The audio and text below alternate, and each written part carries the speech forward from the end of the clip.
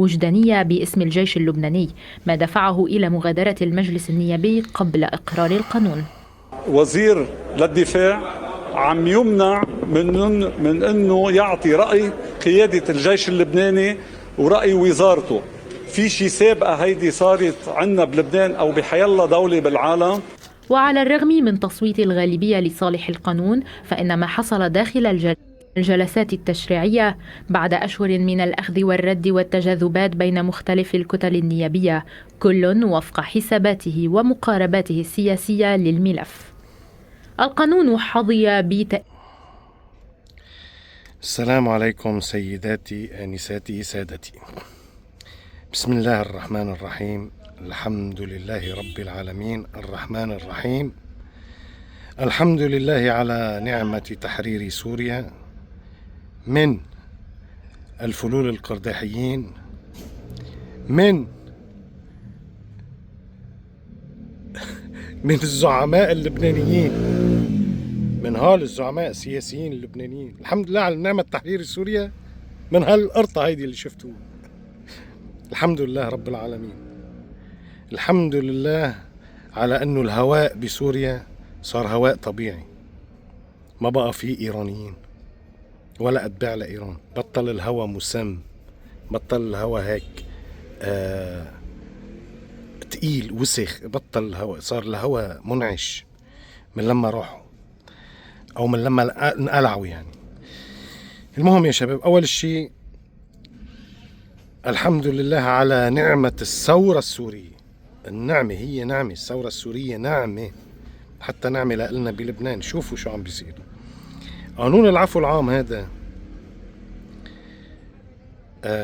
صار له أكثر من 8 سنين. 8 سنين عم ياخدوا ويعطوا فيه كل الضغط، وما كانوا عم يقدروا يمرقوا بسبب تيارين: حزب شيطاني إيراني ما يسمى بحزب الله، وتيار وطني حار تابع لميشيل عون.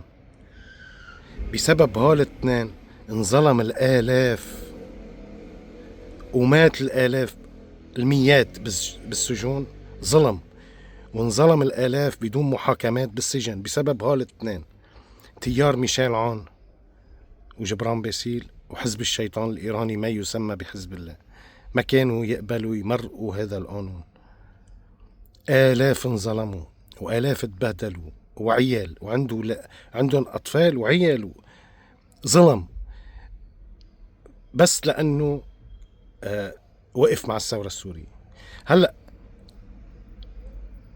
هذا القانون العفو، شايفين هالقرطة كلها؟ هالقرطة هال ليكو، هالقرطة هال ليكو، كل وفق حساباته ومقارباته. طلعوا شايفين هالقرطة كلها هيدي؟ القانون حظي بتأييد غالبية النواب. تأييد غالبية النواب غصب عنهم يعني بسبب الثورة السورية. ما بدي أقول غير كلام لحتى ما يمسكوا علي. على كل أنا هذا الكلام بحكيه أنا بمثلني أنا بس، لا بمثل الحكومة السورية ولا الشعب السوري. يعني اللي بده يصطاد بالماء العكر بيحكي معي أنا.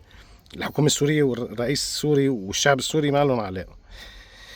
بس بالصرمية هول شايفين هول القرطة اللي عنا كلهم سياسيين، بالصرمية عملوا القانون العام. مين اللي اعترض عليه؟ لبنان القوي اللي هو تبع ميشيل عون وجبران باسيل. هيدول اعترضوا على القانون، لحديت هلأ عم يعترضوا على القانون، لحديت هلأ بدهم الظلم يضل موجود. وكتلة الوفاء للمقاومة بسموها كتلة الوفاء، هيدي تابعة لحزب الشيطان الإيراني. هول الاثنين رفضوا انهم يصوتوا مع القانون، بس الباقي كله غصب عنهم صوتوا وقالوا 7 سنين. او ما بدي اقول غصب عنهم انا، بس اللي كان مانعهم هني حزب الشيطان الإيراني وهذا تيار ميشيل عون. هني كان مانعهم انهم يقروا هذا القانون لحتى يرفعوا الظلم عن الناس. شايفين هول الثلاثة اللي طلعوا بالفيديو؟ هول الثلاثة طويل وقصير وطويل ونص على نص. هذا صحناوي وإيلي عون وواحد ثالث على طول بنسى اسمه لأنه ما له أهمية. هول 3 نواب. هول جايبهم جبران باسيل. هول تابعين يعني، بيجيب جبران باسيل بيحط نواب ولا حدا يفتح تمه بولا كلمة، بس هو يحكي ويعطي أوامر وهني بينفذوا. والله هذا اللي بيصير. هول الثلاثة من تيار ميشيل عون. المزعوجين على وزير الدفاع. رئيس الحكومة قال له وزير الدفاع، قال له ما تحكي لحتى ما العالم تفكر إنه الجيش اللبناني ضد السنة. قام راح وزير الدفاع عمل قصة وهالليلة وكلهم هول القرطة استلموا الموضوع انه رئيس الحكومة منعه لوزير الدفاع يحكي كالعادة. يعني الخبز هذا اللي بيستعملوه. المهم هلا يا شباب، المهم انا اللي بدي وصله، رسالتي اللي بدي وصلها انه لولا الثورة السورية هول الأوبل السياسيين اللي عندنا بلبنان كلهم ما لهم قيمة. والله ما لهم قيمة، ما لهم أي قيمة. أنا ما بعرف ليه بيعملوا انتخابات عندنا بلبنان، ليه بيطلعوا نواب بيعملوا انتخابات. هول الأوبة كلها ما كان صار هذا القانون العفو لولا الثورة السورية. والله العظيم لولا الثورة السورية ما كان بيصير. بقى شكرا للثورة السورية، شكرا.